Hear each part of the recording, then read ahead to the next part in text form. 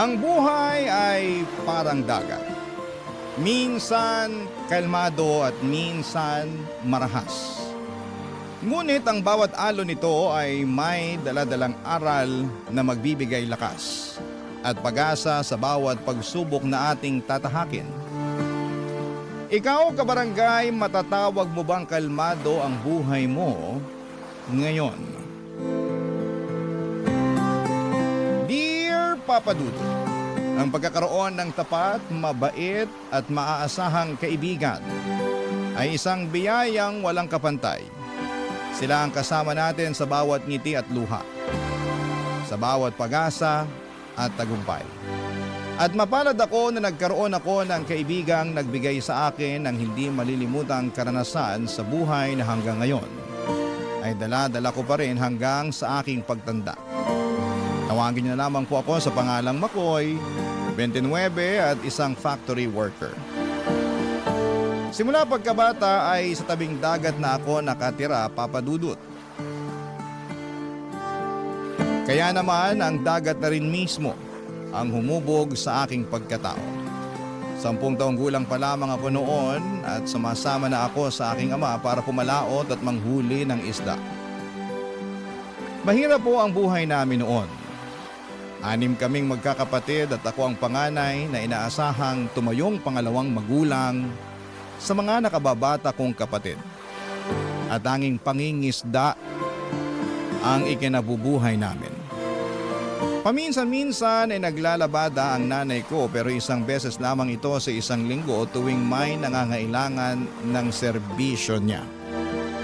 Papadudot, maagang nawala sa akin ang kabataan ko dahil bukod sa pag-aaral, naubos din ang oras ko noon sa pagtatrabaho. Mas lumala pa nga ang estado ng buhay namin noong nagkaroon ng hindi magandang pangyayari sa pamilya namin na mas sumubok sa tatag ko bilang panganay na anak.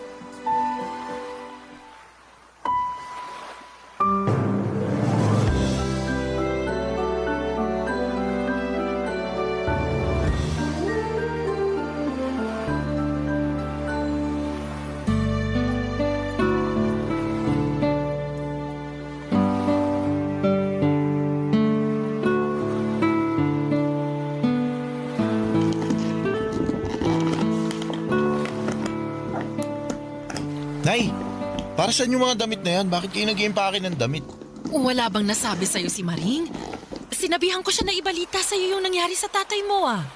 Wala po eh. Hindi kami nakita sa palengke kanina. Ano po bang nangyari kay tatay? Itinakbo siya kanina sa ospital. Na-stroke habang naglilinis ng bangka. Ano po? Oo, itinakbo naman siya agad sa ospital ng mga kasama niya. Ay, mabuti nga may tricycle yung isang kasamahan niya kanina eh. Kumusta na po siya? Ano pong lagay niya? Nasaan po siya ngayon? Ayun, nasa ospital pa rin siya. Naku, sa awa ng Diyos, maayos na yung lagay niya. Kaya nga ako sumaglit rito para kumuha ng gamit eh. Doon na muna kami magpapalipas ng gabi. Bakit daw po? Akala ko ba okay na siya? Inaantay pa yung resulta ng mga test niya para malaman kung nagkaroon ba siya ng komplikasyon. Sige na. Mauna na ako at baka gising ng tatay mo. Wala kasi siyang kasama doon ngayon. Sandali lang po, sasamahan ko na po kayo. Wag na anak. Walang kasama yung mga kapatid mo. Ikaw na munang bahala rito sa bahay, ha? Pumunta ka na lang sa ospital mamayang tanghali para baunan ako. Sige po, susunod po ako sa inyo mamaya.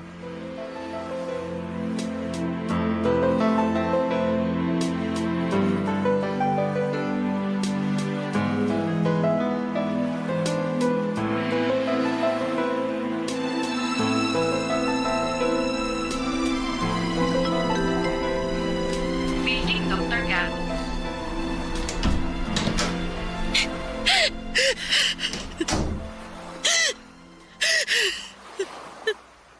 Nay? Bakit po kayo umiiyak? Dumating na yung doktor kanina, anak. May resulta na yung test na ginawa sa tatay mo. Ano pong sabi? Naapektuhan daw ng stroke yung utak ng tatay mo. Paralisado ngayon yung isang bahagi ng katawan niya. Po, pero may posibilidad pa rin namang gumaling siya, di ba? Madadaan naman daw sa therapy at gamutan. Kaya lang ang problema, anak. Saan tayo huhugot ng gamot ng tatay mo? Eh kung siya lang naman ang kumikita sa pamilya natin. Problema ko nga ngayon kung saan tayo hahanap ng pambayad dito sa ospital eh. Baka pwede po tayong makahingi ng tulong kay Mayor. Wala na tayong ibang aasahan kundi ang humingi talaga ng tulong sa ibang tao. Eh, baka sakaling mapagbigyan tayo. Ay, Diyos ko! Bakit ba kasi nangyari pa sa atin to? Kung kailan magpapasokan na, tsaka pa tayo mamumroblema ng ganito.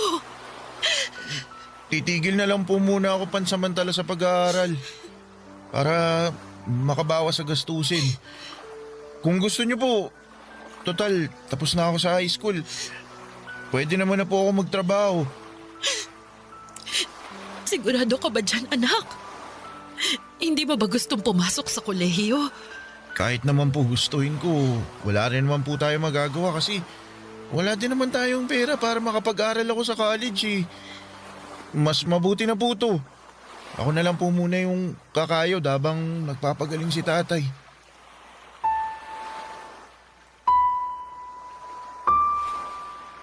Papadudot, dahil sa nangyari sa aking ama ay isang trabaho ang naipasa sa akin na hindi ko pwedeng talikuran.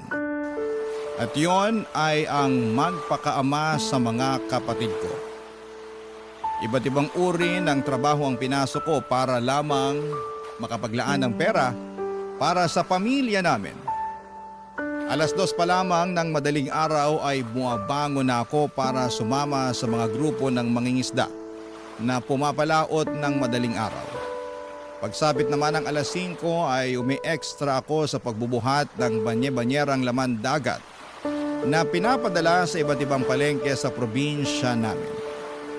Hindi pa doon natatapos ang araw ko dahil diretsyo naman ako sa palengke namin para maghanap ng mga tenderang nais magpalinis ng itinitinda nilang isda. Bago sumapit ang tanghali ay nagtutungo ako sa isang kilalang resort sa amin para naman magtrabaho bilang caretaker. At sa parehong pagkakataon ay lifeguard na rin sa lugar. Umaabot yon hanggang 7:00 ng gabi kapalit ng kakarampot na sahod na mas mababa pa sa minimum wage.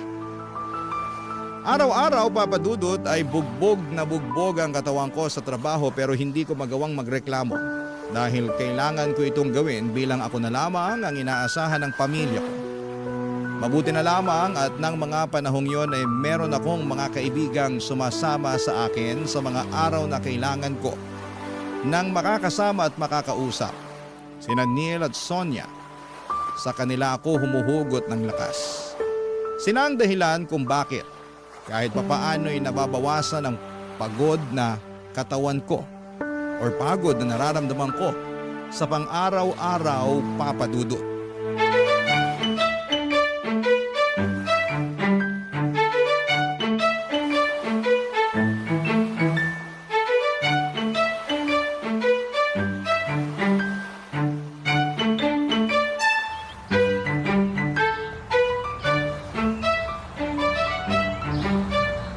Neil, patambay muna ako rito ha. O Makoy, ikaw pala. Oo naman. Tapos ka na sa trabaho? Oo, kakatapos ko lang.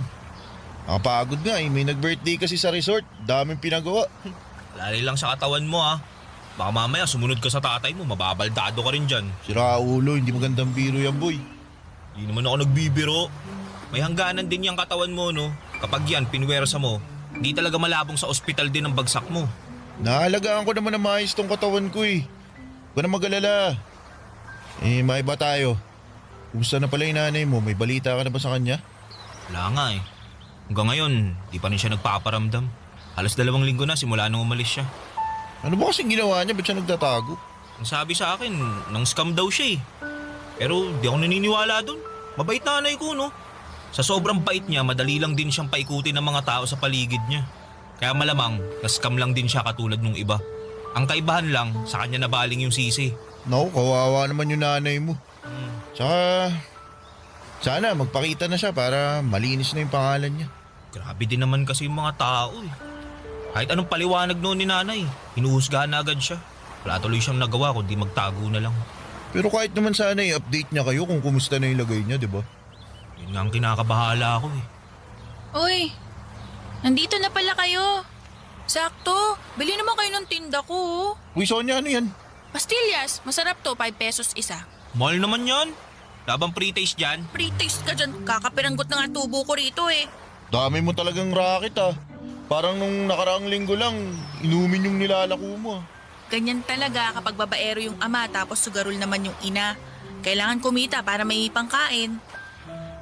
Kung wala akong gagawin, mamamatay na lang akong walang laman ng tiyan. Talagang bagay talaga tayong tatlo sa isa't isa, no? Ba't mo naman nasabi? Eh, pare-pareho tayong minahal sa magulang eh. Ako, maagang naulila sa tatay, tapos nawawala yung nanay. Ikaw, Makoy, baldado yung tatay, walang trabaho yung nanay. Ito naman si Sonia, pareho din ang sitwasyon. Eh, hindi naman nila ginusto yung buhay na ganito eh. Siguro, minalas lang din sila sa buhay. Eh, mas lalong hindi rin natin ginusto yung ganito, no? Alam nyo, ang ninega nyo, wala naman tayong mapapala sa pagrereklamo eh. Ano magagawa natin kung pinanganak tayong mahirap, di ba? Kung gusto nyo magbago buhay nyo, magtrabaho kayo. Mahirap na nga tayo, kinakawaan nyo pa yung sarili nyo eh. Talagang magiging masaklap talaga yung buhay nyo kung ganyan. Eh, ano ba dapat gawin para hindi maging masaklap buhay namin? Tularan nyo ako, masaya lang kahit problemado. Fake it till you make it, di ba sabi nila? Sus, mahirap pekein ng kasiyahan, lalo na kung mas nangingibabaw ang kalungkutan, no? Asus, bumanat na naman. Kung may kapalit lang sanang pera yung matatalinghagang salita na lumalabas dyan sa bibig mo, matagal ka na sanang mayaman. Sana nga, ganun na lang kadali ang buhay eh. E di sana lahat tayo masaya. Alam nyo, imbis na magmukmuk kayong dalawa dyan, tulungan nyo na lang kaya akong ibenta tong mga pastillas ko. Tara na, para naman may ambag kayo sa buhay ko. Pas, uwi na ako. Pagod na talaga ako eh. Bawi na lang ako sa susunod. Ikaw, Neil, sumama na ako. Sige na nga. Basta bigyan mo akong pre-taste mamaya ah. Ito, pakaburaot mo. O siya, mauna na ako ha. Enjoy kayo sa pagbebenta ng pagkamahal-mahal na pastillas ni Sonia. Daan ako sa bahay niyo mamaya, bebentahan ko nanay mo. Sa susunod na, wala kami pera. Simula elementary ay magkakaibigan na talaga kami nila Neil at Sonia Papadudut. Una ko naging kaibigan si Neil dahil magkapitbahay lang kami noon. Wala gaanong kalaro si Neil noong mga bata pa lamang kami. Siya kasi yung tipo ng bata na lalampa-lampa. Mabilis siyang hingalin at lagi siyang nadadapa kapag naglalaro kami ng habulan. Mahina siya pagdating sa mga trabahong nangangailangan ng pisikal na lakas. Pero sa kabila noon ay bumawi naman siya sa pagiging matalino. Consistent honor student siya noon, kaya naman siya ang lagi naming takbuhan pagdating sa mga assignments and projects namin dati. Samantala ay naging kaibigan naman namin si Sonia noong lumipat siya sa lugar namin. Bigla na lamang niyang isinali ang sarili niya sa pagkakaibigan namin ni Neil nang walang dahilan. Kung nasaan kami ay lagi siyang nakabuntot hanggang sa nasanay na lang din kami na lagi namin siyang kasakasama. Hanggang sa pagtanda namin ay nanatiling matatag ang pagkakaibigan na nabuo sa pagitan naming tatlo.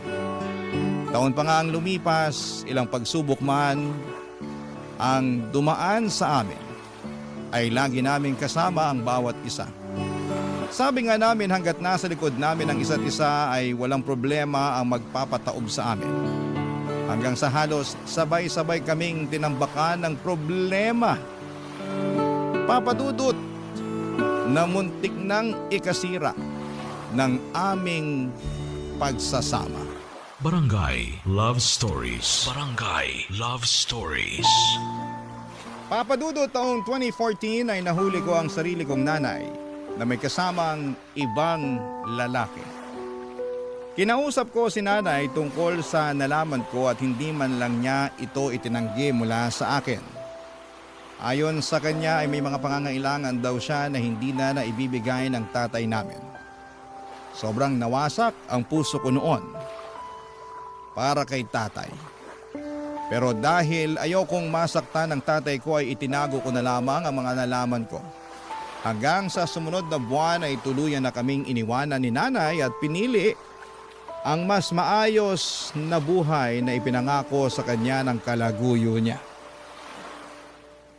Sa kabilang banda naman ay tuluyan ng nahuli at nakulong ang nanay ni Neil matapos ang ilang taong pagtatago. Para makapagpiyansa ay kinailangan itong maghanda ng 50,000 para lamang mailabas niya ang nanay niya sa kulungan. Sa parehong taon din, Papa Dudut, ay namatay naman ang tatay ni Sonia, ang taong pinaguhugutan niya ng lakas at saya sa kabila ng mahirap nilang buhay. Sabay-sabay man kaming binagsakan ng suliranin sa buhay. Sa aming tatlo ay si Sonia lang ang nananatiling matatag at puno ng pag-asa. Sa kabila ng pagpanaw ng tatay nito ay sa kanya kami humuhugot ng lakas para harapin ang bukas. Inaasahan na namin yon mula sa kanya.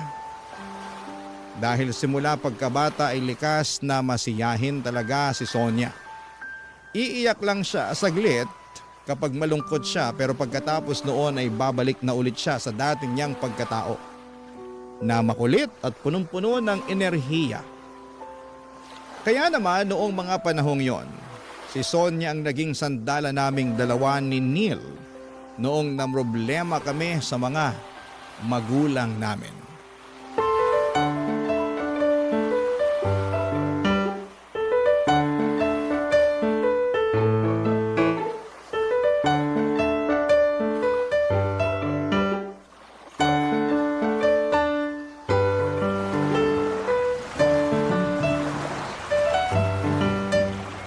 Bakit mo ba kasi kami gusto makausap? Dito pa sa tabing dagat, daming lamok dito. Siyempre, para kunwari nasa pelikula. Bagay na bagay kaya tong sunset sa pag-uusapan natin. Para memorable. Sus. Dami mong pakulo. Ano ba kasi yung pag-uusapan natin? May solusyon na ako sa problema niyong dalawa. Itong mga nakaraang buwan, wala na kayong ibang reklamo kundi yung mga buhay niyo eh. Nakakasawa ng pakinggan para makasirang plaka. Kaya naisip ko na resolbahin na lang yung mga problemang yan. Ano mo naman gagawin yun? Easy ka lang ah. Ikaw Neil, nag-iipon ka ng pampiyansa para sa nanay mong nakakulong, di ba? Oo. Kung gagawin mo, papautangin mo ako? Di no, pareho tayong walang pera. Pero hindi, may naisip akong paraan para magkapera ka. Paano naman? Parang ayoko yung nasa isip mo ah. Yung magbebenta ng laman ah. Sino ba nagsabi magbenta ka ng laman? Masyado kang defensive. Naisip mo bang gawin yun? Uy, sinaulo. Kung gagawin yun no. Pero syempre, hindi naman kita ilalagay sa ganong klaseng bagay. Ito yung naisip kong solusyon. Papalapit na yung piyesta natin, di ba? Oo, tapos? May nabalitaan ako. Magpapakarera daw sila ng bangka sa paparating na pista tapos magkakaroon ng pagandahan ng bangka. Malaki raw yung premyo dun kaya naisip ko, sali tayo. Karera ng bangka? Magkano naman daw yung premyo? Di ko pa alam pero unang pista to nung bagong halal na mayor kaya sigurado ako magpapakitang gilas yun. Ano, sali tayo? Pwede naman. May bangka naman si tatay na pwedeng gamitin. Maayos makina nun, kaya pwede ilaban. Sino naman magmamaniobra ng bangka? Hindi malamang tong si Makoy. Marunong ka bang gumamit ng bangka? Hindi. Oh, di ba? Ako, may alam ako sa bangka. Pero alam nyo naman na takot ako sa dagat kasi hindi ako marunong lumangoy. Kaya, no choice, si Makoy. Oo, kaya ko naman. Walang problema sa akin kasi bata pa lang ako, namamangga na ako. Ayun, edi tapos na isang problema. Oh, sunod naman yun sa'yo, Makoy. Sige nga, paano mo susolusyonan yung problema ko ngayon? Nahanap ko na kung nasan ang nanay mo. Talaga? Nasaan siya? Nandun, sa kabilang bayan. Teka, paano mo naman nalaman yan? Anong ginagawa mo doon sa kabilang bayan? May mga suki ako doon ng mga binibenta kong pagkain, di ba? Mabalik tayo sa sinasabi ko. Sinundan ko siya kasama yung pinalit niya sa tatay mo. Uy, Sonia! Ay, Yung bunganga mo masyadong pasmado. sorry. De, okay lang. Yung bahay ng lalaki, alam mo ba kung nasan? Oo, sinundan ko sila. Memoryado ko kung saan sila nakatira ngayon. Nabanggit mo na gusto mong makausap nanay mo sa huling pagkakataon, di ba? Ito na yung pagkakataon na yun. Ano, Makoy? Kikitain mo ba siya?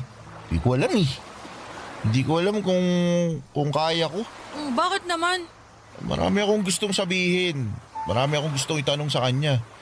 Pero di ko alam kung masasabi ko lahat ng yun sa kanya kapag nagkita na kami. Hindi naman tayo pupunta agad-agad doon. Siyempre, kailangan mo rin paghandaan yun. Alam kong may galit at tampo ka sa nanay mo. Kaya mas magandang kitain mo siya kung kailang maliwanag na yan sa pag-iisip mo. Di bale, sasamahan ka naman namin kung kailangan mo ng suporte eh. Maraming salamat, Sonia. Ay, walang ano man. Paano na lang kaya kung wala ako?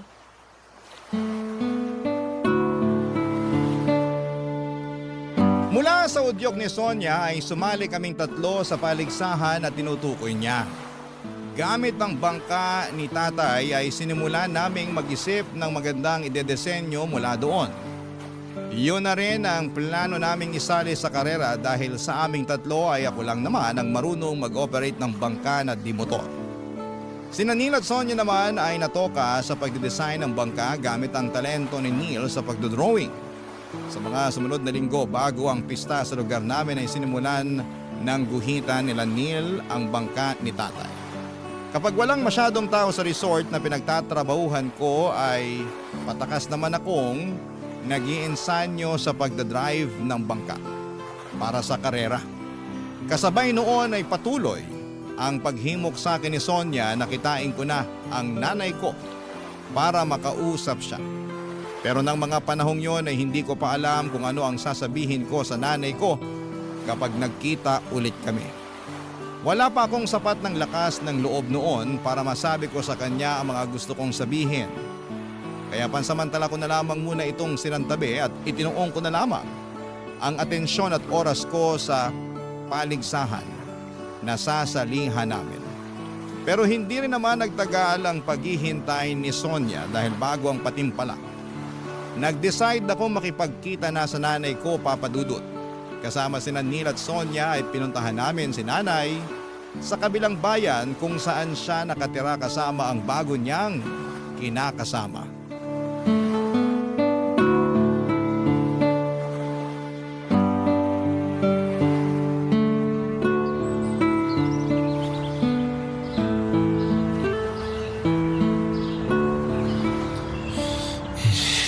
Ano ba yan? Parang kinakabahan ako ah. Makoy, mag-iisang oras na tayo nagtatago rito Kailan mo haharapin yung nanay mo? Yan mo nga siya. Huwag siya pilitin. Tatanong lang naman. Sandali lang, bumibuelo pa ako eh. Huwag ka magmadali, tol. Lapitan mo pag kaya mo na. Oo, para gabihin tayo. Mas mahal ang pamasahe ng tricycle kapag gabi, ha? Ito na. Pupuntahan ko na. Galingan mo, ha? Talaga, Sonia. Bakit? Excited lang naman ako, eh. Diyan lang kayo ah. Tayo niyo ako. Andito lang kami, ha? Don't you worry.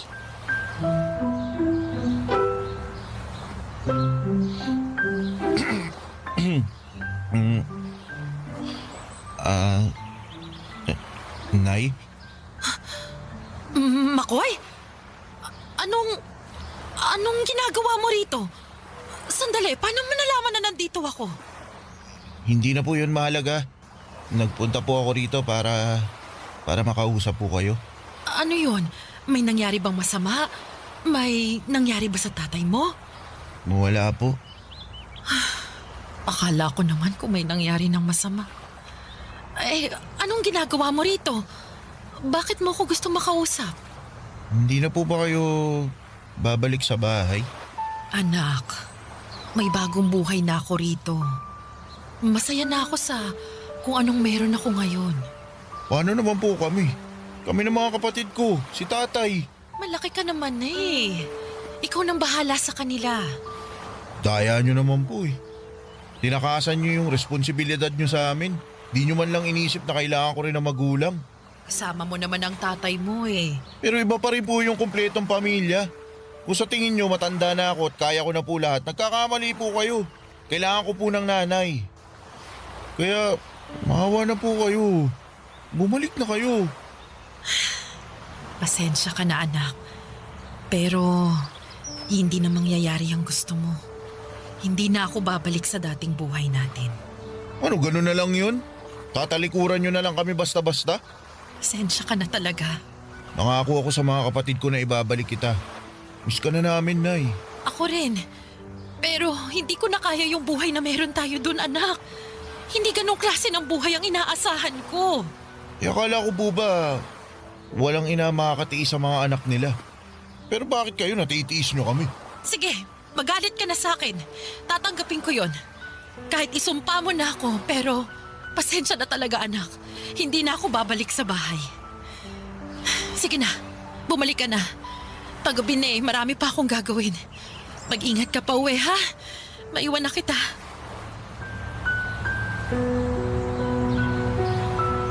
Oh, Makoy, musta? Sasama daw ba sa'yo pa uwi? Hindi. Wala na nga siyang paki sa amin eh. Baka naman, pwede natin siyang mapakiusapan. Wala na nga. Ayaw na nga niya. Ano pang mahirap intindihin doon? Oh, chill ka lang. Sungit mo naman. Hindi kasalanan nyo kasi to. Pinipilit-pilit nyo pa kasi ako eh. Uy, ikaw may gusto nito, di ba? Sabi mo gusto mo makausap nanay mo, edi tinulungan ka lang namin. Eh dapat di nyo na lang ginawa. Grabe, hindi ka na lang magpasalamat. Sonia, tama na yan. Ay hindi, hindi tama na sa atin siya magagalit dahil lang hindi niya nakuha yung gusto niya. O bakit ano ba gusto mo marinig? Mag-thank you ako sa'yo kasi ayaw na sa amin ng nanay namin. Ang gusto ko lang naman. O edi thank you. Ano, masaya ka na? Uy, hindi mo ganyan pre.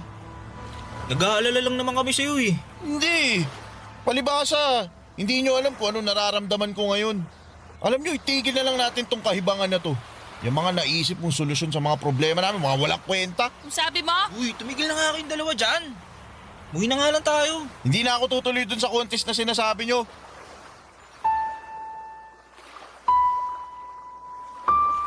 Aaminin ko, Papa Dudut, kaya ko nagawa ang bagay na yon noon ay naiinggit ako kay Neil dahil may nanay pa siyang makakasama. Samantalang ako ay tuluyan na kaming iniwanan ng sarili naming ina. Medyo makasarili ako sa part na yon, lalo na't bangka ni tatay ang gagamitin sana namin para sa kompetisyon, pero bata pa ako noon. At ang mga desisyon pa na ginagawa ko dati sa buhay ay nadadala pa ng mga emosyon ko. Pinanindigan ko ang mga sinabi ko kina Neil at Sonia na hindi na ako tutuloy kahit na makailang beses nila akong kinausap. Buo na ang desisyon ko noon na nagsimula lang dahil sa inggit at galit sa sarili kong nanay. Kahit wala ako ay nagpatuloy pa rin sina Neil at Sonia sa plano nila. Nakahiram sila ng isang lumang bangka sa isa sa mga kapitbahay namin. Yun ang pinaayos nila at sinimulang disenyuhan. Dahil hindi naman marunong gumamit ng bangka si Neil, si Sonia na ang nag-volunteer na sumali sa karera kahit na hindi siya marunong lumangoy at takot siya sa dagat. Araw-araw tuwing nasa resort ako at nagtatrabaho ay nakikita ko kung gaano kasigasig ang dalawa sa pag-iinsayo. Gusto ko mang bumalik sana at tulungan sila, pero noong mga panahong yon, masyado pa akong nilalamon ng galit dahil sa sitwasyon ko, kaya hinayaan ko na lamang sila at nagpakapagod na lamang ako sa pagtatrabaho para sa sarili ko. Pero Papa Dudut, isang linggo bago ang kompetisyon ay isang masamang balita ang gumimbal sa lugar namin. Barangay Love Stories. Barangay Love Stories. Papa Dudut, nasa palengke ako noon at abala sa paglilinis ng isda noong narinig ko ang usapan ng mga tendera sa paligid ko. Naaawa daw sila dahil kamamatay lang ni Mang Nestor ay sumunod ding namatay ang dalaga niyang anak.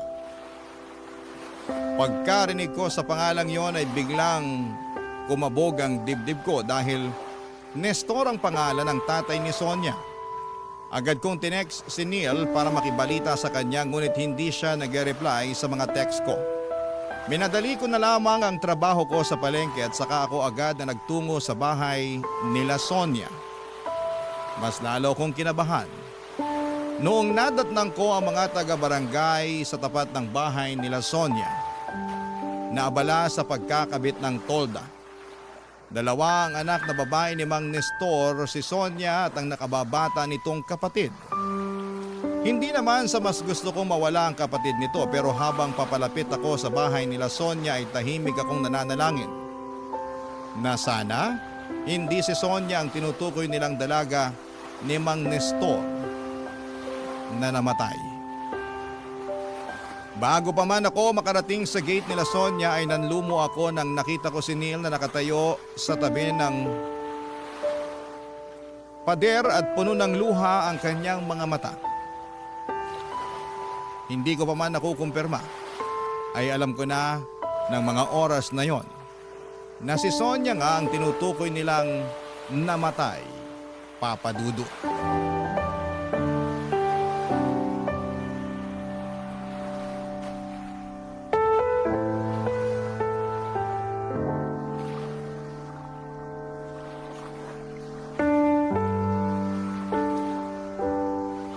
Neil? Sino yung namatay? Huwag mo sabihin, Wala na si Sonia, tol.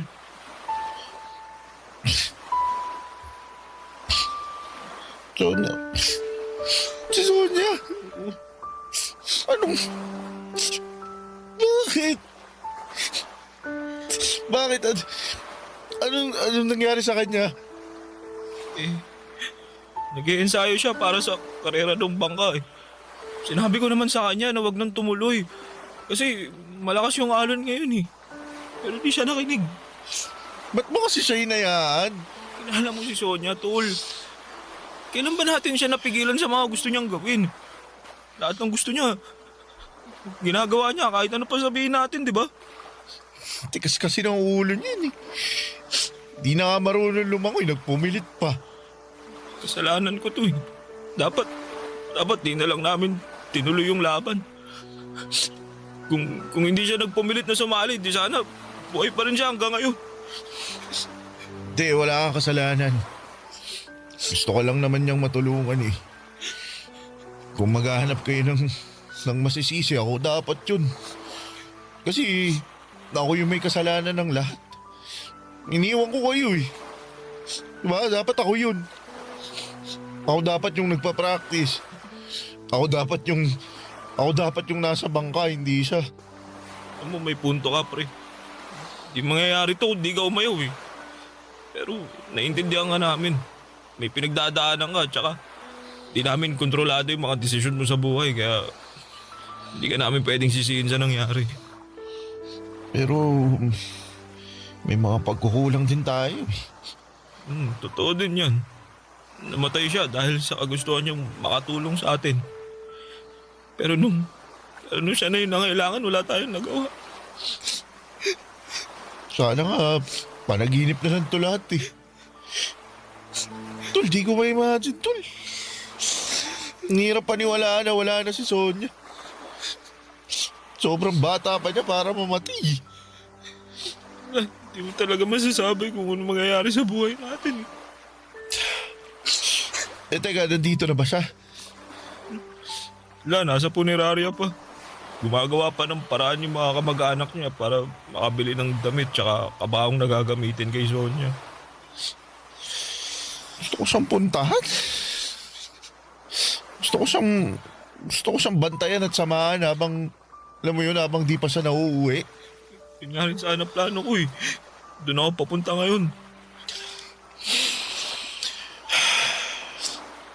Tara, gusto ko magpaalam sa kanya sa huling pagkakataon.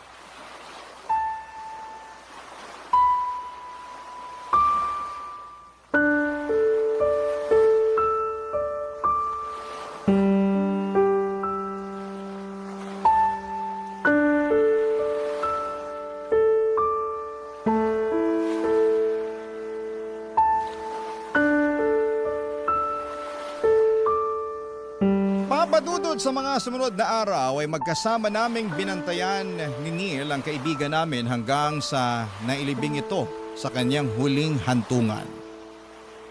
Masakit para sa amin na hindi masisilayan pa ni Sonia ang kinabukasan. Napakarami niyang pangarap sa buhay kaya nakakalungkot na maaga siyang binawi ng Panginoon gayong isa siya sa mga tao na may napakabuting puso. Marami siyang napapasayang tao at marami siyang natutulungan ng walang kapalit. Sa loob-loob ko ay sinisisi ko ang sarili ko dahil kung hindi ko lang sana sila sinukuan noon, hindi sana ako papalitan ni Sonia sa karera. Hindi sana siya mauuwi sa kamatayan. Kaya naman ang tanging pambawi na lamang na naisip ko ay ang ituloy ang mga nasimulan niya Sa mismong puntod ni Sonia ay pinangako ko na tutuparin ko ang mga bagay na gusto niyang mangyari. Tutulungan ko si Neil na mabuo ang iniipon niyang pampiyansa sa kanyang nanay. Susubukan ko ring sundin ang naging payo niya sa akin noon na tatanggapin ang mga bagay na hindi ko kontrolado. At turuan ang puso kong magpatawad sa mga taong nakagawa ng mali sa buhay ko. Ilang araw bago magsimula ang fiesta sa lugar namin ay hinimo ko si Neil na ipagpatuloy ang pagsali sa paligsahan. Para na rin kay Sonia, Papa Dudut.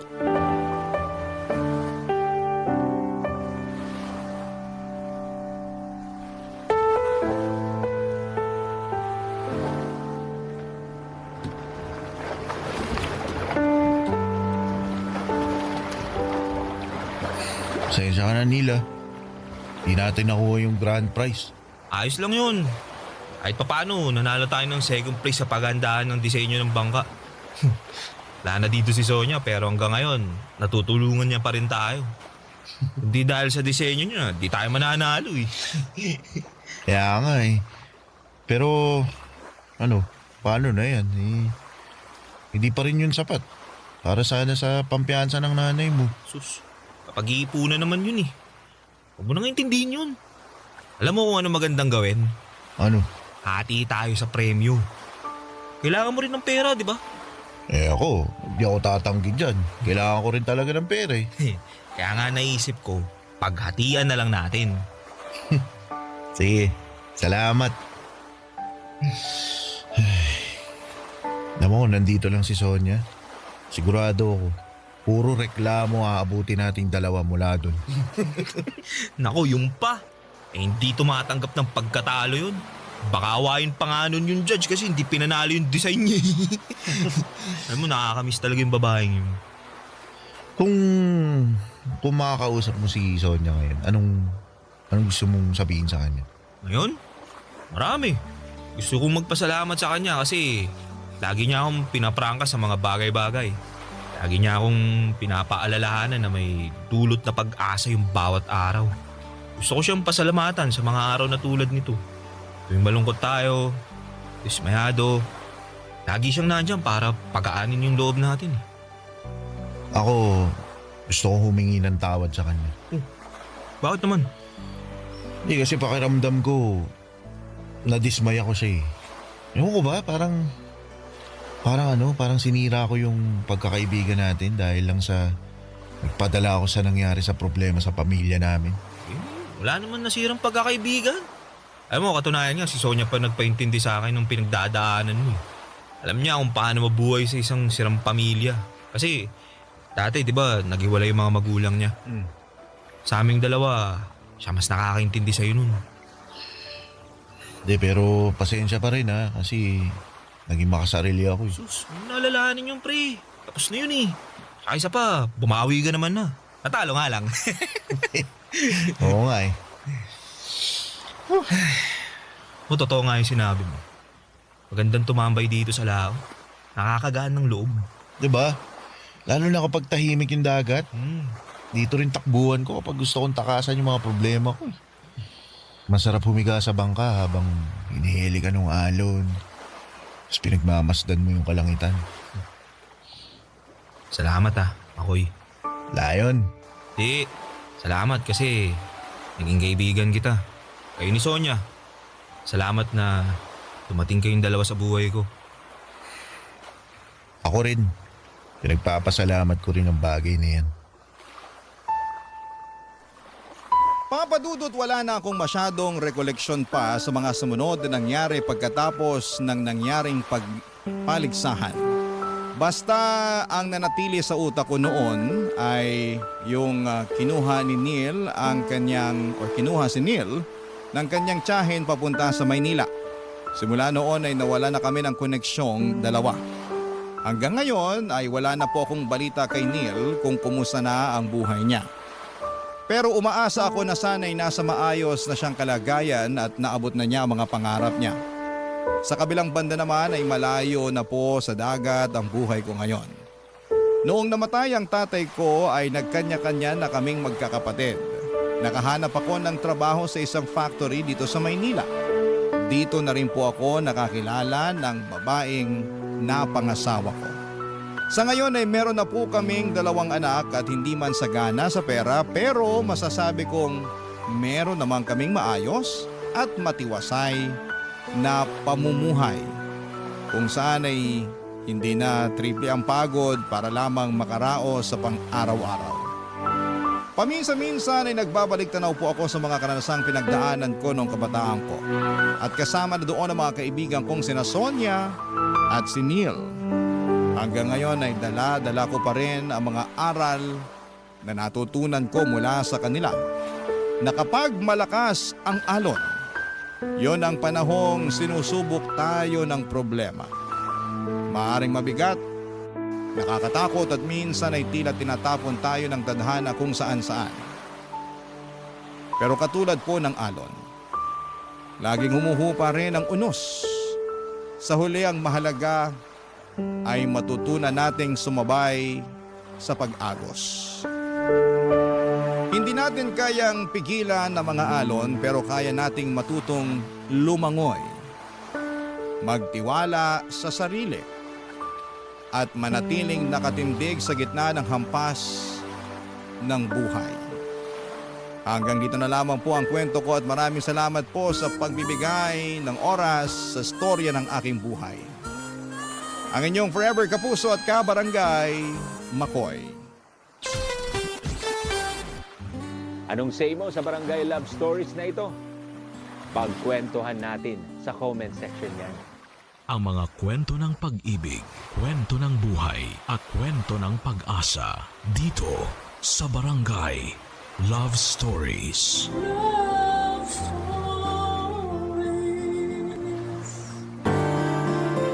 Hindi madaling tanggapin pabalik ang isang taong nang iwan ng walang paalam. Yung taong akala mo ay mapagkakatiwalaan mong palaging nandyan pero sa huli ay mawawala rin naman. Ikaw, kabarangay, sino ba ang taong nang iwan sa'yo na sobra mong pinagkatiwalaan? Dear Papa Dudut, ako nga pala si Manilyn, 18 years old sa kasalukuyan at gusto ko lang i-share sa inyo ang naging buhay naming pamilya noong namatay ang aking nanay noong 13 years old pa lamang ako. Hindi madaling mawala ng magulang sa murang edad, Papa Dudut. Lalo na kung nanay mo ang nauna. Hindi yun madaling tanggapin ng buong tahanan. Nagkaroon ng malubhang sakit ang nanay ko at wala kaming sapat na pera para idala siya sa ospital. Umasa kami sa mga pinapahid ng lola ko sa kanya. Ang tatay ko naman at ang 17 anyos na kuya ko na si Bert ay panay ang linis ng altar bilang paghingi ng tulong sa Diyos. Pero walang nagawa lahat ng mga efforts namin para mabuhay si nanay. Sobrang sakit at para bang pati kami ay namatay noong pumanaw si nanay. Siya ang nagbibigay ng liwanag at pagmamahal sa aming tahanan. Nagdilim at kumupas na ang lahat pagkatapos niyang lumisan sa mundo. Ang kuya Bert ko na madalas kong kasama at kakwentuhan noon ay biglang umiwas at lagi na lamang tahimik. Ramdam mo kahit sa malayo ang galit niya. Ang lola ko ay pinipilit magpakatatag sa pagkamatay ng anak niya at para sa aming mga apo niya. At si tatay, ayon, walang ibang ginawa kundi ang ibuhos sa alak at galit ang lahat ng nararamdaman nitong pagluluksa kay Nanay Papa Dudut.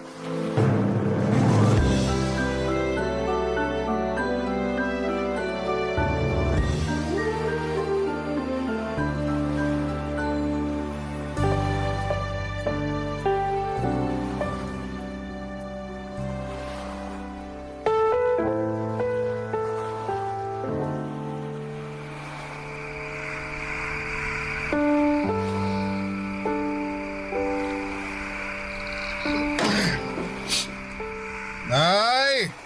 Manilyn! Bert! Andyan ang tatay mo. Oo. Nandito lang pala kayong maglola sa kwarto eh. Anong ulam? Wala nang natira para sa'yo. Pinakain ko na lahat sa mga anak mo. Langya naman. Ako nagtrabaho para sa ulam na yon, pero ako pa tong naubusan. Eh kung umuwi ka lang sana ng maaga, di sana nakihati ka pa sa mga anak mo kanina.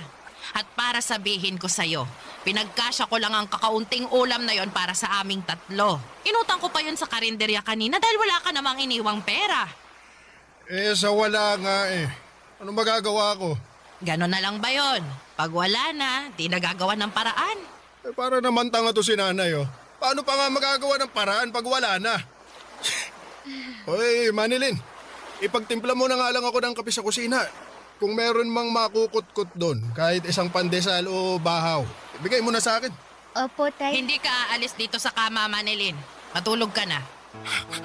Huwag mo naman ako bastusin sa harapan ng bonso ko, Nay. Para namang hindi ako ang haligi ng tahanan dyan sa pinapakita ninyo. Ikaw ang nagpapakita na hindi ka haligi ng tahanan na ito. Ano bang nangyayari sa'yo? Mula nung namatay ang asawa mo, wala ka nang ibang ginawa kundi lumaya sa bahay na ito. Lagi kang nasa inuman. Kailangan ka pa naming sunduin ni Bert pag nalalango ka na sa alak. Hindi ka ba nahihiya na ganyan ang inaasal mo sa harapan ng mga anak mo? Bakit? Gusto ko ba maging ganito? Gusto ko ba mawala ng asawa? Gusto ko ba mawala ng pag-asa sa buhay? Hindi ka dapat mawala ng pag-asa. May mga anak kang umaasa sa'yo. Oh, paano na sila nito? Paano sila makakakain? Paano makakapasok sa eskwela kung walang baon? Kahit pamasahe man lang. Kahit piso, wala kang iniiwan para sa kanila. Babawiin na lang ako sa susunod. Nako, ganyan din ang sinabi mo nung isang linggo. Anak, umaandar ang orasan. Hindi yun hihinto dahil sa kahihintay sa'yo na makabawi sa mga anak mo. Ano ang magagawa ko? Tinanggal ako dun sa tindahan na pinapasukan ko. Tinanggal? Ano na naman bang ginawa mo? Nagnakaw ako ng isang delata. Gutom na ako nun eh. Hindi ko na napigilan ang sarili ko. Hindi ko naman alam na isusumpong pala ako ng kasamaan ko. Para sa isang delata lang, hindi na sila naawa. Mali pa rin ang magnakaw. Isang delata lang yun, Nay. Hindi yun kawalan sa kanila. Mayayaman yung mga yun, nakakaangat kaysa sa akin. Isang delata lang yun. Pero kung hatakin nila ako palabas ng tindahan, akala mo, bilyon na ang ninakaw ko. Kahit na, anak. Ano na, Manilin? Hindi ka pa pabangon dyan para ipagtimpla mo ng kape tong tatay mo? Kailangan pa bang kalad ka rin din kita palabas tulad ng ginawa nila sa akin doon sa tindahan? Ano? Sagot! Takot na takot noon ang pakiramdam ko nang pandilatan ako ni tatay ng mga mata niya. Hindi ko alam kung susunod pa ako sa kanya pero tumingin si Lola sa akin at saka tumango. Isang senyales para sumunod na ako sa tatay ko. Pagkalabas ko ng kwarto ay agad na sinarado ni Lola ang pintuan. Pakiramdam ko ay may pag-uusapan silang importante at hindi ko yon pwedeng marinig. Kaya nga siguro ako pinilit ni tatay na magtimpla ng kape ay para hindi ko marinig ang pagkadurog ng pagkalalaki niya dahil hindi na siya matibay na haligi ng aming tahanan. Maayos naman po si tatay noon. Masipag at ginagawa ang lahat para mabuhay kaming pamilya. Kung ano-anong racket ang pinapasukan niya. Parang hindi niya ramdam ang pagod lalo kapag sinasalubong siya ni nanay ng mainit na kape pagka-uwi ng bahay. Si nanay ang nagpapakalma at nagtatanggal ng pagod ni tatay. Kaya naiintindihan ko si tatay kung nandilim ang payapa niyang buhay mula nang namatay si nanay. Pero paano naman kami ni Kuya Bert na mga anak niya? Hindi ba siya gagawa ng paraan para sa amin? Mabaling ang atensyon niya, Papa Dudut.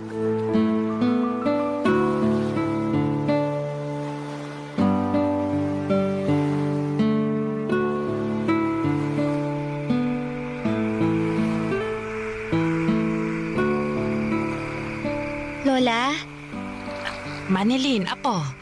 Ano yon? hindi pa ba uuwi si tatay? Aha? Uuwi yun. Binilang ko po kasi sa kalendaryo. Mag-iisang buwan na po siyang hindi umuwi eh. Hayaan mo, apo. Mamaya, pagka-uwi ng Kuya Bert mo, hahanapin namin ang tatay niyo. Baka nasa inuman lang ulit yun. Lola, Ano yon, apo? sabi po ng kapitbahay natin, hindi na raw po babalik si tatay. Iniwan na raw po niya tayo. Mga tsismosa talaga sila. Huwag kang lalapit ulit sa mga iyon, ha? Walang maitutulong ang mga iyon sa atin. Gusto lang nilang makitang nasisira ang buhay ng iba. Baka totoo naman po kasi ang sinasabi nila. Kasi kung gustong umuwi ni tatay, dapat dati pa. Tsaka konti na lang po yung naiiwang damit niya sa cabinet eh. Yung iniwan pa niya, yung mga hindi na niya sinusuot. Babalik yon, Apo. May tiwala ako. Kung sakaling hindi na po siya babalik, paano po tayo? Makakayanan natin ito. May awa ang Diyos. Pwede po kayang bumali sa awa ng Diyos. Gutom na po kasi ako, Lola eh. Baka pwedeng ngayon na maawa ang Diyos. Tapos na kasi ang tanghali eh. Pero kahit almusal, hindi pa ako nakakakain. Nag-iisip pa ang lola mo kung saan tayo kukuha ng pambili ng pagkain, ha? Kahit ako, gutom na rin. Lola, Apo, nakautang ka ba sa ninang Joy mo? i-advance na lang daw niya ang regalo sa akin sa Pasko. Inabutan ka na niya ng aginaldo? Inabutan niya ako ng 1 kilong bigas, 2 sardinas, tsaka 1 pabulok na kamatis at sibuyas. Merry Christmas daw. Ay, nako, ayos na yan. Kaysa sa wala. Igigisa ko lang yung sardinas, ha? Yung kalahating kilo ng bigas, gagawin kong lugaw sa susunod na araw. Yung kalahati, kanin natin ngayon. Dadamihan ko na lang yung tubig ng kanin para mas umalsa at magmukhang marami. Pero Lola, ayaw niyo po ng basang kanin, di ba? Hindi na ngayon. Kailangan kong damihan ng tubig para may makain at mahigop kayong Di ba yun yung pinapainom sa mga batang walang pambili ng gatas? Ginagawa nyo naman kaming bata, Lola eh. Nakakawala ng matinding gutom ang Mabuti na yon kesa mabiting kayo sa pagkain. Kailangan nating magtipid ngayon lalo Iniwan na... na tayo ni tatay. Hindi tayo iniwan ni tatay. Babalik pa siya, sabi ni Lola. Baka nasa inuman lang daw siya. Sunduin niyo na mamaya, ah. Ano sinasabi mong babalik si tatay? Manilin, iniwan niya na tayo. Hindi totoo yan. Di ba, Lola? Ikaw ang nagsabi na babalik pa si tatay. Sabihin nyo na ang totoo, Lola. Huwag nyo nang paasahin to si Manilin. Oo na. Hindi na babalik ang tatay niyo dahil iniwan niya na tayo. Nahuli ko siya nung araw na tumakas siya habang tulog kayong dalawa. Hindi ko na siya hinabol kasi alam kong ayaw niya na rin dito. Kaya mula ngayon, wala nang kahit anong usapan tungkol sa tatay niyo para makalimutan na natin siya. Isipin niyo na lang nakasama na siya ng nanay niyo sa kabilang buhay para hindi na kayo umasa pa na makakabalik pa siya. Naiintindihan niyo ba? Kahit galit si Lola noon ay nakita ko pa rin sa mga mata niya ang lungkot sa pagkumpirma sa amin na iniwan na kami ni tatay. Para sa 13 anyos na batang katulad ko ay hindi yon madaling tanggapin at iproseso. Kakamatay lang ng nanay ko tapos ay tinakasan naman kami ni tatay dahil hindi niya makayanan ang kalungkutan. Parang hindi tama. Pero wala namang kaming magawa dahil sa pag-iwan ni tatay sa amin ay mas lalong lumungkot at humirap ang buhay namin. Mas lalong naging rebelde si Kuya Bert, pahirapan na siyang makausap na kahit si Lola ay sinukuan ng lapitan pa siya. Wala na rin kaming naging balita sa kanya maliban sa isang kumakalat na chismis na nagpunta na raw si tatay sa Maynila. Iniwan na niya kaming mga anak niya sa probinsya. Pagkatapos noon ay inisip na lang namin na patay na rin si tatay. Tuwing nagsisimba kami at nagtitirik ng kandila para sa kaluluwa ni nanay, ay dinadamay na rin namin si tatay. Nagtitirik na rin kami ng kandila para sa kanya para madaya na ang aming mga isipan. Napatay na rin si tatay. Ang hirap namang magluksa sa isang taong buhay pa pero mas piniling huwag magparamdam. Papa Dudut. Barangay Love Stories. Barangay Love Stories. Makalipas ang 2 taon ay nasanay na kaming wala si tatay sa tabi natin. 15 anyos ako noong nagsimula na akong magtrabaho at tagabantay ako ng baby ng teacher ko. Kapalit noon ay siya ang nagpapaaral sa akin. Binibigay na rin niya ang mga tira-tira nilang pagkain para may maiuwi ako sa amin. Paminsan-minsan ay inaabutan ako ng kaunting barya para may maiabot ako kay Lola na panggastos namin sa bahay. Si Lola naman ay namumulot ng mga natapong palay sa kiskisan para merong kaming bigas. Naglalabandera na rin siya sa isang teacher ko, Papa Dudut. Nagtutulungan kami ni Lola para makaraos sa buhay. Maliban kay Kuya Bert. Mula noong inabandona kami ni Tatay ay mas tumindi nga ang pagrebelde ni Kuya Bert. Halos hindi na ito umuuwi ng bahay. Lagi namin siyang sinusundo ni Lola sa mga pinupuntahan niyang inuman. Dati si Lola at Kuya Bert ang sumusundo kay Tatay sa inuman. Pero ngayon, kami na ni Lola ang sumusundo kay Kuya Bert pag wasak na ito sa inuman. Hindi man umiimik at nagreklamo si Lola pero ramdam ko ang kalungkutan niya, Papa Dudut. Kaya hanggat maaari ay hindi ko siya binibigyan ng sama ng loob o masamang balita. Wala ko ibang ginagawa kundi ang protektahan ang nararamdaman ni Lola, Papa Dudut.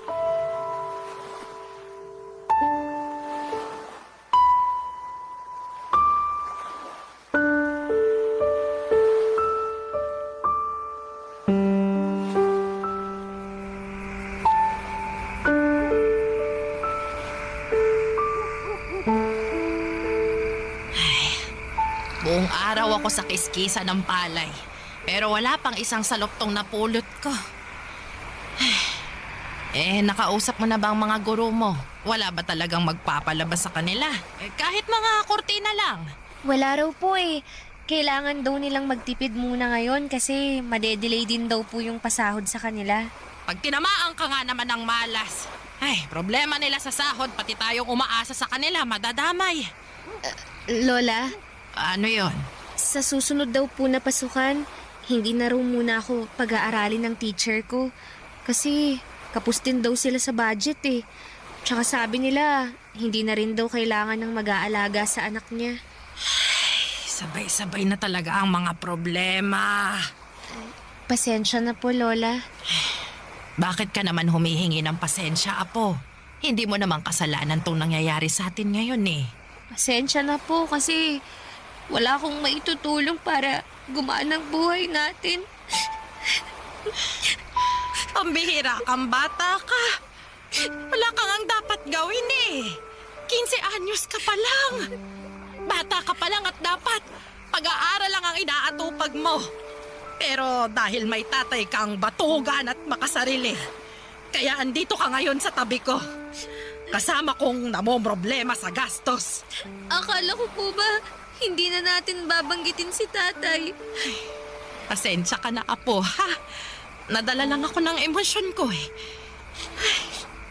Nakokonsensya lang ako na ikaw tong nagdaramdam dahil wala kang maitulong para mabuhay tayo. Hindi mo naman to obligasyon, pero ikaw ang nakakaramdam ng hiya. Kung meron lang sanang hiya ang tatay mo, wala tayo sa ganitong posisyon eh. Paano po kaya kung hanapin natin si tatay? Pumunta tayo ng Maynila. Apo, masyadong malawak ang Maynila. Hindi magiging madali ang paghahanap sa kanya. At hindi biro ang maghanap ng taong ayaw naman magpahanap. Hindi ko pa rin po kasi maintindihan kung bakit kailangan ni tatay namang iwan. Naalala mo pa ba yung sinabi ko sa'yo noon? Tungkol sa paraan ng mga tao para magpakita ng lungkot. Mga tao na kapag tinamaan ng lungkot, bigla na lang mangiiwan. Bigla na lang tatakas. Malungkot din naman tayo, Lola. Pero bakit hindi tayo tumakas? Bakit hindi tayo ang nang iwan? Kasi kabilang tayo sa ibang mga tao na kapag nalulungkot, mas lumalaban. Kaya kahit mahirap, Manilin, lalaban tayo, ha, Apo? May mga araw na hindi tayo makakakain. May mga araw na magtsatsaga na naman tayo sa Pero sa mga araw na yon, samahan mo kong lumaban, ha? Kasi hindi ko makakaya ng lumaban ng mag-isa. Gusto ko kasama kita.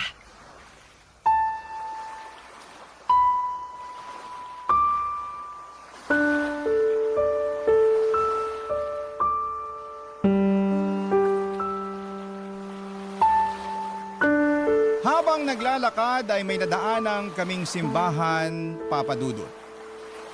Simbahan po yun na iba ang relihiyon. Pero pumasok kami para magdasal. Walang ibang laman ang dasal namin kundi bigyan kami ng Diyos ng kaunting pagkain para makatulog kami nang hindi kumakalam ang sikmura namin. Pagkalabas namin ng simbahan, may lumapit sa amin ang mga miyembro ng simbahan. Inabutan kami ng mga siopaw at juice. Extra daw nila yon mula sa outreach program na dinaluhan nila. Napangiti na lamang kami ni Lola, parang sinagot kaagad ng Diyos ang dasal namin sa pamamagitan ng ibang tao. Iba talaga kung gumalaw ang Diyos. May natira pang isang siopaw at balak naming ibigay yon kay Kuya Bert. Alam naming nasa inuman siya kaya hinahanap namin siya at pinuntahan namin. Mabilis lang namin siyang natuntun. Nasa gilid siya ng riles at mukhang nasa kalagitnaan ng pagkalasing. Nakatayo pa naman at nakilala kami kaagad at pagkalapit namin ni Lola sa kanya ay nakiusap si Lola na sumabay na siyang umuwi sa amin dahil delikado na ang riles ng mga oras na yon. Inidyokan naman si Kuya Bert na mga kainuman niya na umuwi na kasama kami. Kinantsawan pa nga siya na parang paslit na sinusundo. Dumilim ang itsura ni Kuya Bert para itong nainsulto. Pagka-uwi ng bahay, doon niya ibinuhos ang pagkapahiya niya sa mga kainuman niya, Papa Dudut.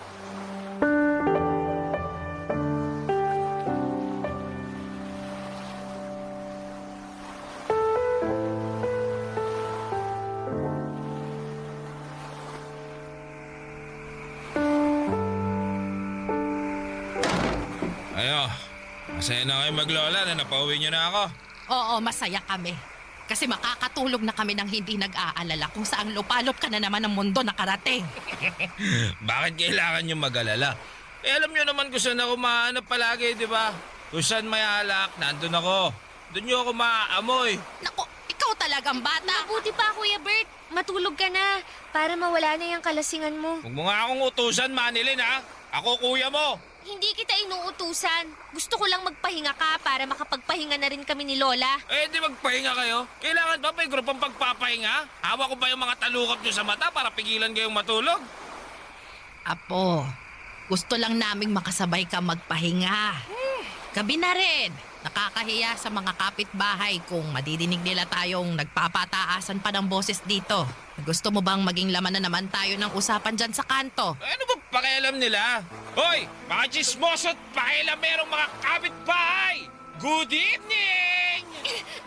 Kuya Bert, ano ba? Nag-e-eskandalo ka na naman eh.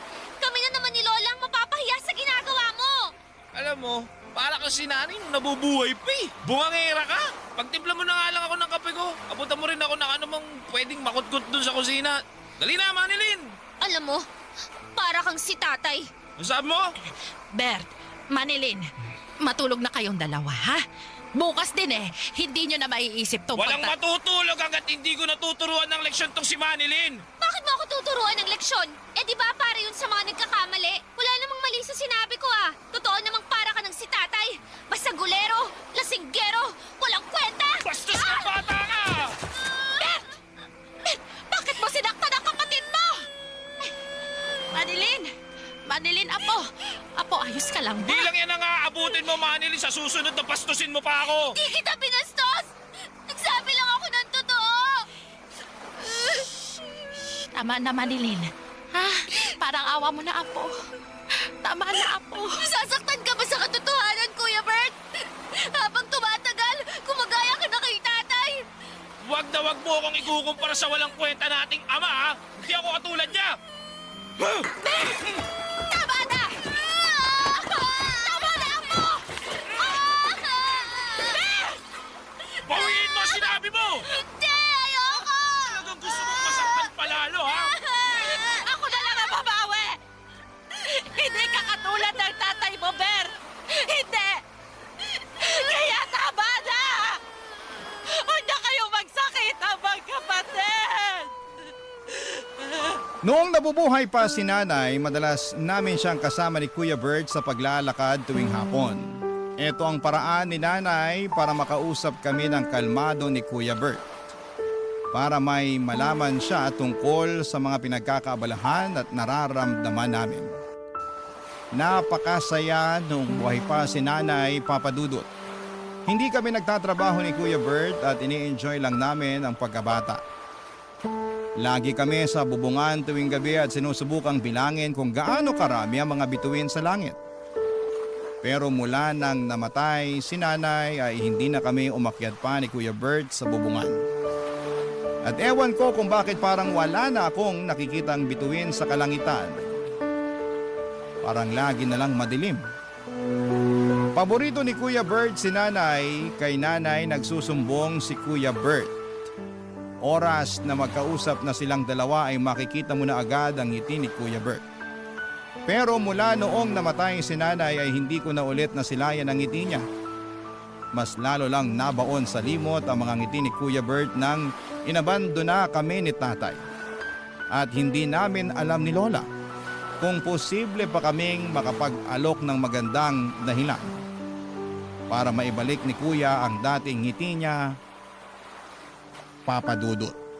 Barangay Love Stories. Barangay Love Stories. Dumaan ang 3 taon at wala pa rin nagbago sa kalagayan namin ni Lola at Kuya Bert.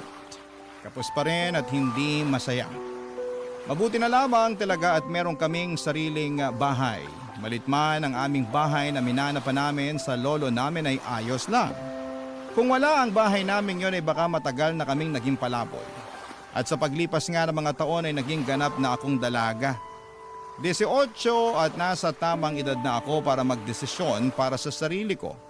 At higit sa lahat ay para makakuha ng trabaho na may totoong pasahod. Sa ika-18 na kaarawan ko nga, imbis na mag-celebrate ng aking debut ay mas pinili kong maghanap ng trabaho sa bayan. Pero wala akong nahanap. Dahil bukod sa hindi ako nakapagtapos ng pag-aaral ay wala rin daw akong masyadong experience sa mga totoong trabaho. Pauwi na sana ako sa amin nang biglang may lumapit sa akin na isang bakla. Isa raw siyang talent manager at inalok niya akong magtrabaho bilang isang modelo sa isang website daw.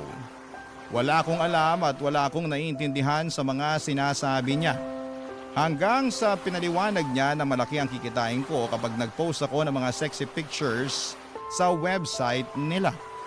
Ang website nila ay tambayan ng mga ibang lahi. Noong una hindi po ako komportable sa trabahong inaalok niya pero noong binulong na niya kung magkano ang kikitain ko sa bawat post ko ng sexy picture, bigla ay parang gusto ko nang sunggaban ang alok nito.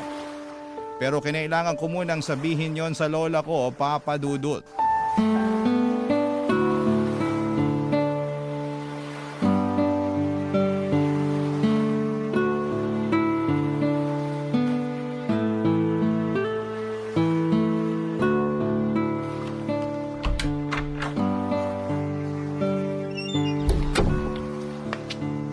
Lola, nakauwi na po ako.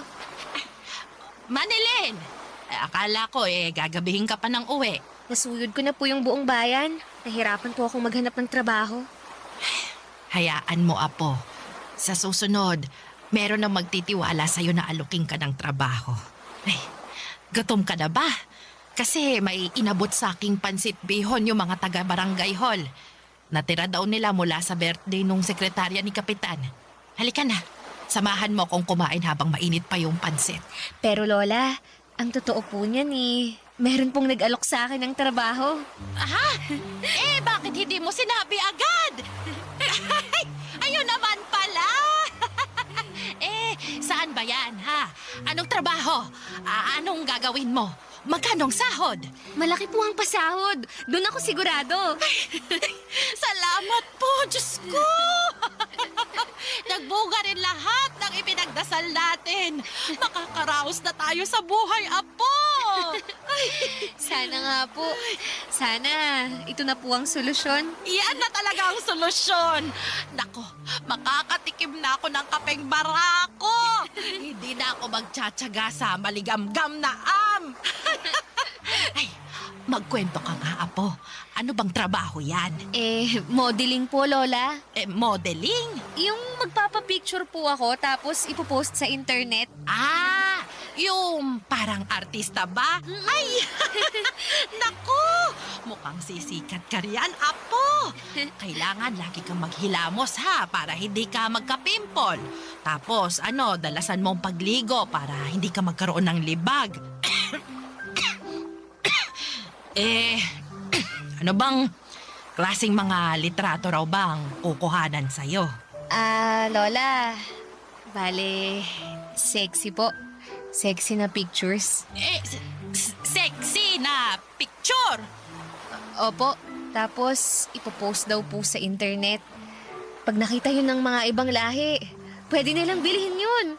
May komisyon ako sa bawat sexy picture na yun, Lola.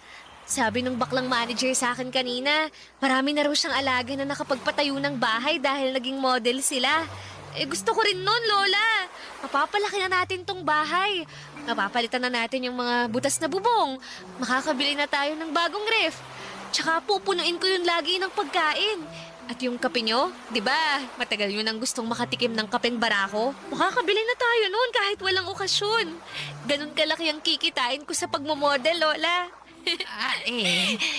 Apo, hindi ko yata gusto ang pagmamodel-model na yan Parang mali Maglalagay ka ng mga sexy na litrato sa computer? Sa internet po. Sa internet at pagpepiestahan nyo ng mga ibang lahi. Hindi naman pagpipiestahan, Lola. Hindi naman ako parang handa sa piyesta na matitikman nilang lahat. Alam mo na kung anong ibig kong sabihin, Apo. Di ba, Lola? Ang tagal na nating pinagdarasal na umasenso. Baka ito na po yung sagot ng Diyos sa mga dasal natin. Ito na yung blessing niya para sa atin. Ito yung sagot. Yung magpapakita ka ng katawan mo sa ibang tao. Ay, kailan pa ginawang blessing yun ng Diyos, ha? Lola, kailangan ko tong tanggapin. Kasi kung hindi, anong kakainin natin bukas? Kaya niyo pa bang humarap sa mga tindahan dito sa barangay natin para mangutang? Kaya niyo pa bang tiisin yung masasakit nilang salita at irap habang inaabutan kayo ng mumurahing sardinas? Kasi ako, Lola, ayoko na. Para maiba naman ang kapalaran natin. Maiba ang kapalaran. Gusto mo nang makasala ng kapalaran. Yun ba, Manilin? Ako ayoko. Hindi ko hahayaan na gamitin mo ang katawan mo para mabuhay tayo. Hindi bali nang may butas ang bubungan natin. Hindi bali nang hindi ako makatikim ng kapeng barako o makaranas ng ref na puno kahit pa mas lumabo ang mga mata ko kakapulot ng mga butil ng palay sa kiskisan. Ayos lang. Basta wag mo lang ihain ang katawan mo sa ibang tao. Yun na nga ang kinakatakutan ko, Papa Dudut. Ang pagtanggi ni Lola sa plano ko. Wala rin naman akong nagawa at sinunod ko pa rin ang gusto niya. Masyado nang maraming pinagdaanan si Lola sa buhay. Ayoko na yung dagdagan pa, kaya naman binako na rin ang number ng baklang manager na nakausap ko. Para hindi na ako matukso na lapitan siya para ibenta ang mga picture ng hubad na katawan ko. Habang tumatagal ay naiintindihan ko na si Lola, mahirap ang buhay, oo, pero hindi magandang solusyon ang iladlad ko ang hubad kong katawan sa ibang tao para pagnasaan. Kaya naman bumalik na lamang ako sa mas alam kong trabaho, ang maging kasambahay. Maswerte na lang at natanggap akong kasambahay sa isang konsihal namin.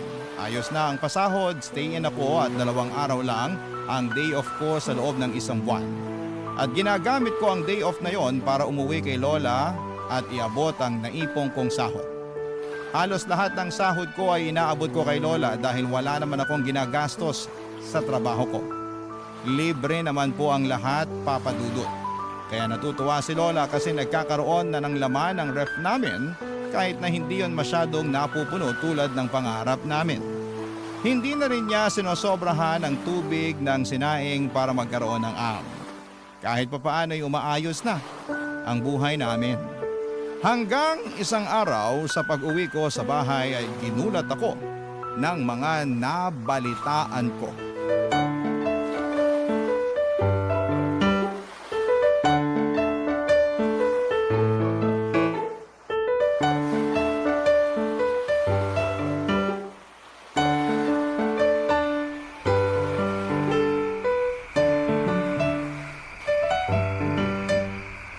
nga po pala si Kuya Bert.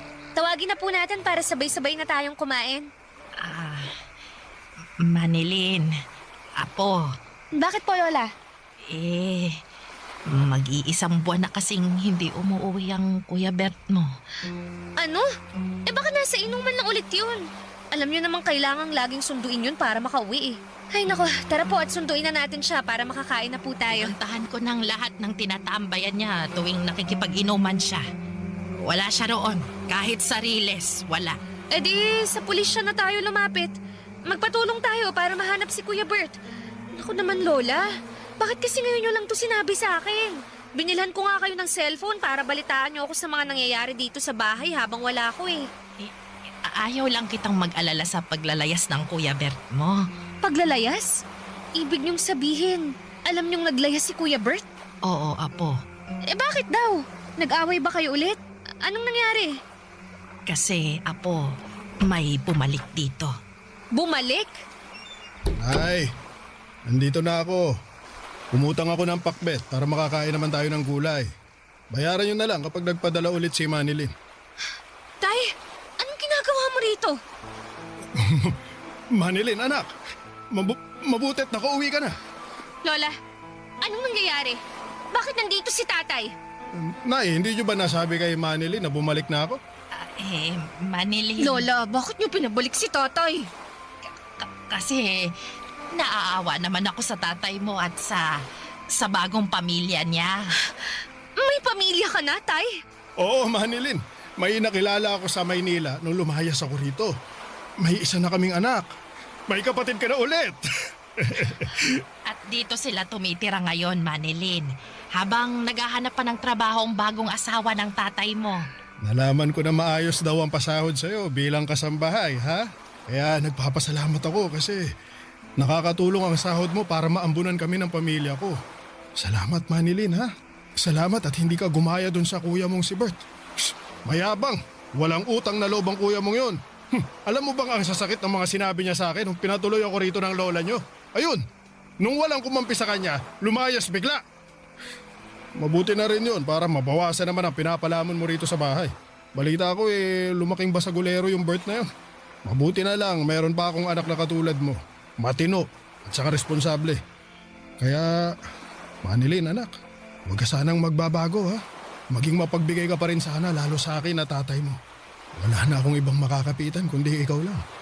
Masyado na akong matanda para maghanap ng trabaho.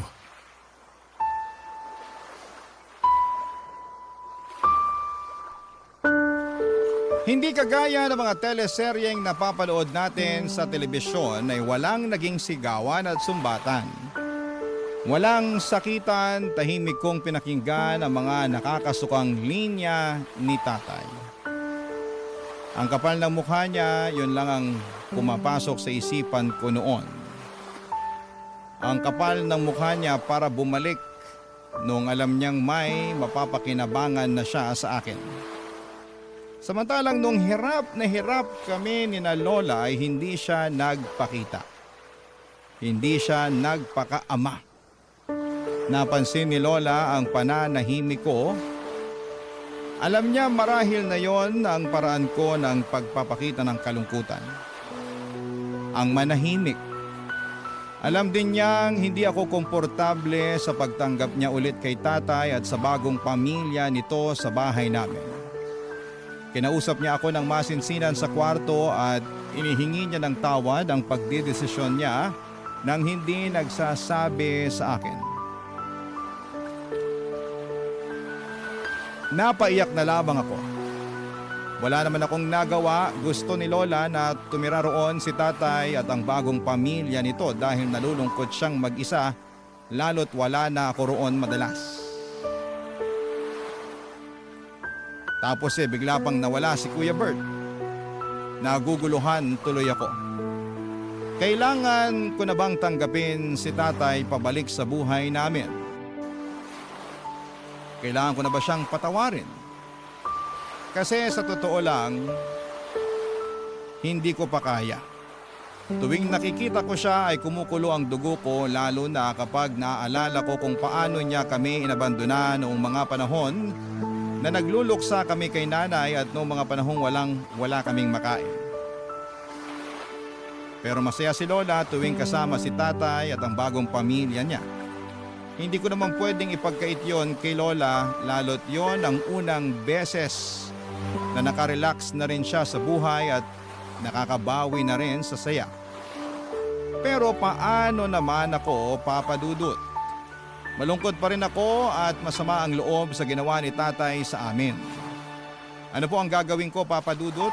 Ako nga rin po pala ay ang bumubuhay sa bagong pamilya ni tatay dahil mas pinili na ngayon ni tatay na huwag nang magtrabaho dahil nalaman niya ang sahod ko bilang kasambahay. Naisip niyang kaya naman daw nilang pagkasyahin ang sahod na ibinibigay ko sa kanilang lahat. Ano po ba ang dapat kong gawin, Papa Dudut? Sana po ay matulungan ninyo ako at ng inyong mga tagapakinig. Ang inyong kapuso at kabarangay forever, Manilyn. Nalilito pa rin sa live ang ating kabarangay.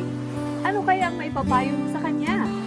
Ibahagi mo yan sa ating comment section para mabasa rin niya.